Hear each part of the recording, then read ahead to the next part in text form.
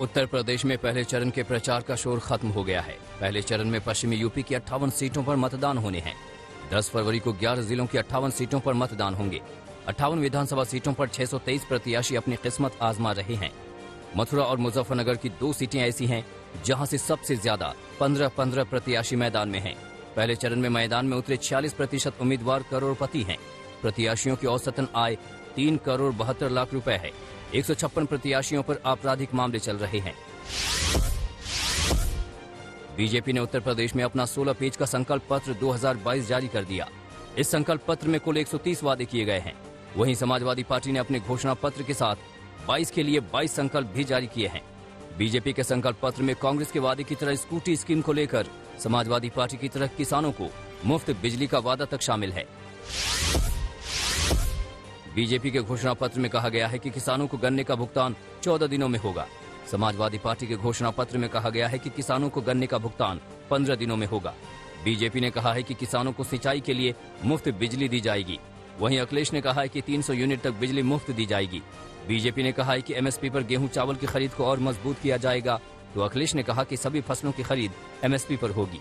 BJP ने कहा कि नई और पुरानी चीनी मिलों पर 5000 करोड़ रुपए खर्च किया जाएगा, तो अखिलेश ने कहा कि सीमांत किसानों को 2 बोरी डीएपी 5 बोरी यूरिया फ्री मिलेगी। सभी किसानों को 2025 तक कर्ज मुक्त करेंगे।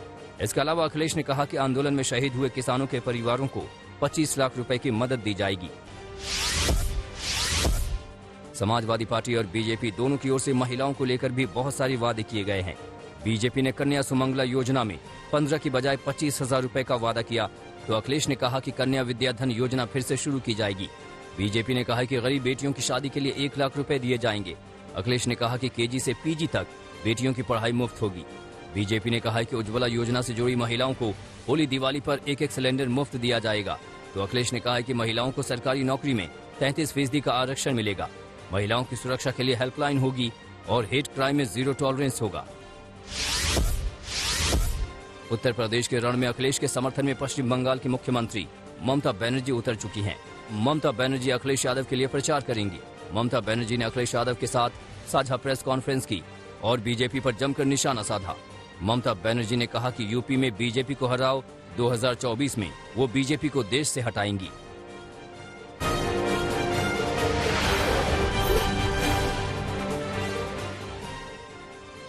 उत्तराखंड का चुनावी घमासान भी भीषण हो रहा है। प्रधानमंत्री नरेंद्र मोदी ने खटीमा में वर्चुअल रैली की और बीजेपी को जिताने की अपील की। खटीमा से ही पुष्कर सिंह धामी बीजेपी के उम्मीदवार हैं। वहीं उत्तराखंड में चुनावी प्रचार करने पहुंचे रक्षा मंत्री राजनाथ सिंह ने गंगोली हाट में जनसभा की। यहां उन्होंने पुष्कर सिंह धामी की तुलना अल्लू अर्जुन से कर दी। उन्होंने कहा कि पुष्कर को फ्लावर समझने वाले जान ले कि ये फ्लावर भी हैं और फायर भी। आजकल एक फिल्म चल रही है, उसकी चर्चा खूब चारों तरफ हो रही है। फिल्म का नाम है पुष्पा और हमारे मुख्यमंत्री का नाम है पुष्कर। मगर यह पुष्कर सुनकर कांग्रेस के लोग समझते हैं कि यह पुष्कर तो फ्लावर है, फूल है। लेकिन मैं कांग्रेस के दोस्तों को बताना चाहता हूं, अपना पुष्कर फ्लावर भी है और अपना पुष्कर फायर भी है। यह कांग्रेस को समझना चाहिए। और हमारा पुष्कर धामी ऐसा है कि हमारा पुष्कर धामी न झुकेगा न किसी भी सूरत में रुकेगा। हमारा पुष्कर सदा आगे बढ़ता रहेगा। प्रधानमंत्री नरेंद्र मोदी ने राज्यसभा में कांग्रेस पर तीखा हमला बोला। उन्होंने कहा कि विपक्षी पार्टी शहरी नक्सलियों के नियंत्रण में आ गई है। उन्होंने कहा कि लोकतंत्र को सबसे बड़ा खतरा परिवारवादी पार्टियों से है। उन्होंने कांग्रेस को बगैर नाम लिए सुझाव दिया कि वो अपना नाम इंडियन नेशनल कांग्रेस से बदलकर फेडरेशन ऑफ कांग्रेस कर ले। प्रधानमंत्री ने कहा कि राष्ट्रपति महात्मा गांधी ने देश की आजादी के बाद कांग्रेस को विलुप्त करने की बात कही थी और ऐसा हो गया होता तो दशकों तक देश को विभिन्न समस्याओं से दो चार न होना पड़ता। उन्होंने कहा कि अगर कांग्रेस न होती तो आपातकाल का कलंक न होता। अगर कांग्रेस न होती तो दशकों तक भ्रष्टाचार को संस्थागत बनाकर नहीं रखा जाता। अगर कांग्रेस न होती तो जातिवाद और क्षेत्रवाद की खाई इतनी गहरी न होती। अगर कांग्रेस न होती तो सिखों का नरसंहार न होता। सालों बाद पंजाब आतंकवाद की आग में न जलता।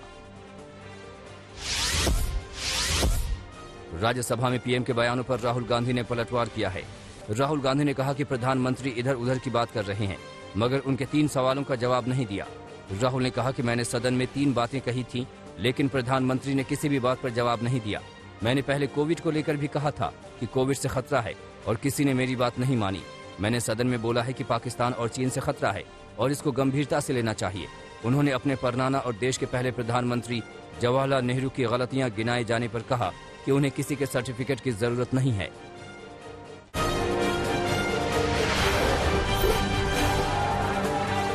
कर्नाटक में हिजाब को लेकर विवाद बढ़ता जा रहा है। उडुपी से लेकर मांड्या तक के कॉलेजों में हिजाब और भगवाधारी आमने सामने हो गए तो सरकार को सख्ती दिखानी पड़ी। स्कूल कॉलेजों पर ताला जड़ दिया गया है। आज भी इस मसले पर हाई कोर्ट में सुनवाई जारी रहेगी। एक दिन पहले की इन तस्वीरों ने विवाद को और तूल दे दिया, जब एक कॉलेज में हिजाब पहने लड़की के सामने छात्र जय श्री राम के नारे लगा रहे थे और तनातनी बढ़ती जा रही थी। अकेली लड़की ने अल्लाह अकबर का नारा लगाकर इन छात्रों को जवाब दिया। कर्नाटक में शिवमोगा के गवर्नमेंट डिग्री कॉलेज के बाहर पत्थरबाजी हुई। तनाव की वजह से शहर में धारा 144 लगा दी गई है और शिक्षण संस्थानों को अगले 2 दिनों तक बंद रखने का आदेश दिया है।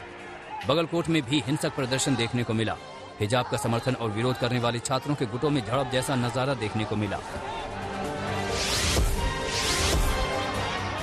कर्नाटक में हिजाब के समर्थन में चल रहे प्रदर्शनों के खिलाफ कर्नाटक में जगह जगह जवाबी प्रदर्शन शुरू हो गए हैं। इस दौरान जय श्री राम वंदे मातरम के नारे लगाए जा रहे हैं। विरोध और प्रदर्शन के पीछे है हिजाब पर रोक लगाने वाला फैसला, यानी स्कूल और कॉलेज का नया ड्रेस कोड। छात्राओं की दलील है कि हिजाब पर पाबंदी कैसे लगाई जा सकती है, तो वहीं दूसरे पक्ष का कहना है कि हिजाब पहनने की इजाजत मिलेगी तो भगवा लिबास की क्यों नहीं। हिजाब को लेकर हल्ले के बीच यूपी चुनाव में भी यह मुद्दा उठने लगा है। दोनों तरफ के नेता अपनी अपनी दलीलों के साथ आमने सामने हैं।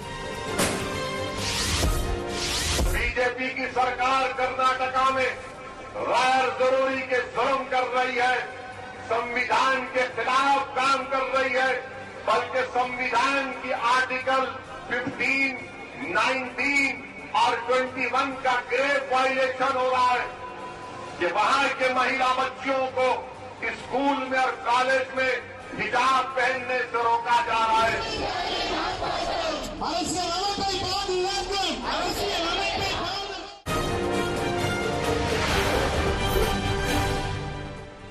भारत और वेस्टइंडीज के बीच दूसरा वनडे अहमदाबाद के नरेंद्र मोदी स्टेडियम में खेला जाएगा। पहला वनडे जीत के बाद रोहित शर्मा की अगुवाई वाली भारतीय टीम आज नरेंद्र मोदी स्टेडियम में अपना दबदबा कायम रखते हुए दूसरा वनडे जीतकर 3 मैचों की सीरीज पर कब्जा करने की कोशिश करेगी। पहले मैच में वेस्टइंडीज को 6 विकेट से हराने के बाद टीम इंडिया के हौसले बुलंद हैं। जीत से आगाज के बाद टीम में बदलाव की कोई संभावना नजर नहीं आती, लेकिन टीम में शामिल केएल राहुल पर सबकी निगाहें होंगी, जो खेल से पहले नेट्स में पसीना बहाते हुए देखे गए।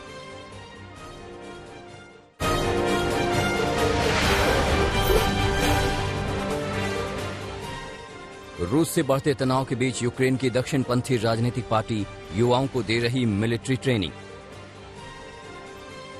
वॉलंटियर युवाओं को दिए जा रहे सैन्य हथियार। सैकड़ों युवाओं ने यूक्रेन को बचाने के लिए जान देने की ली शपथ। काबुल एयरपोर्ट पर अमेरिकी राजनयिकों पर हमला करने वाले आईएसआईएस खुरासान के नेता पर अमेरिका ने रखा $1 करोड़ का इनाम। पिछले साल अफगानिस्तान में तालिबान के कब्जे के बाद अमेरिकी राजनयिकों के दल पर खुरासान ने किया था हमला।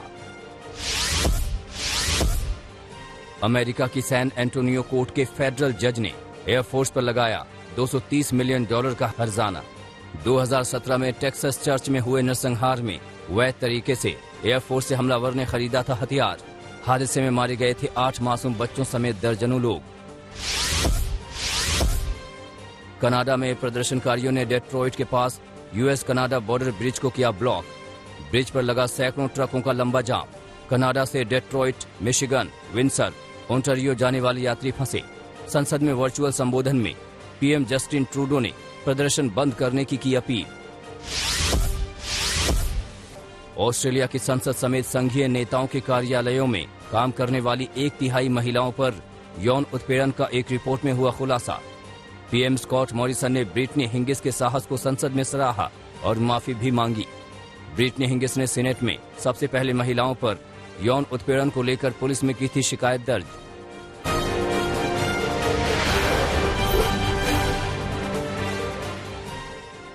ब्रिटेन में मुख्य विपक्षी नेता केयर स्टार्मर को गुस्साए प्रदर्शनकारियों ने घेरा। वैक्सीनेशन के खिलाफ प्रदर्शन कर रहे लोगों ने देर तक स्टार्मर की गाड़ी को संसद जाने से रोका। वैक्सीन का विरोध कर रहे प्रदर्शनकारी स्टार्मर से लंबे समय से बोरिस की नीतियों का विरोध करने की कर रहे थे मांग। उत्तर पूर्वी अफगानिस्तान में हिमस्खलन की चपेट में आने के बाद 12 लोगों की मौत, 9 अन्य घायल, 90 से अधिक लोग अभी भी लापता, तलाश जारी। कुनार प्रांत में भारी हिमपात के एक दिन बाद ये दुर्घटना हुई। ओलंपिक आयोजकों ने विंटर ओलंपिक में क्वारंटीन पाबंदियों को लेकर मनमानी करने के आरोपों को किया खारिज। कुछ विदेशी खिलाड़ियों ने खाने की गुणवत्ता और क्वारंटीन अवधि बढ़ने को लेकर की थी शिकायत। आईओसी ने सफाई देते हुए कहा कि सिर्फ उन्हीं लोगों की क्वारंटीन अवधि बढ़ाई गई जो नहीं हुए रिकवर। ओलंपिक से जुड़े 50 से अधिक लोगों को किया गया डिस्चार्ज। अमेरिका के दिग्गज स्केटर नाथन चेन ने विंटर ओलंपिक में फिगर स्केटिंग में बनाया नया रिकॉर्ड। 113.97 की बढ़त के साथ पूरा किया मुकाबला।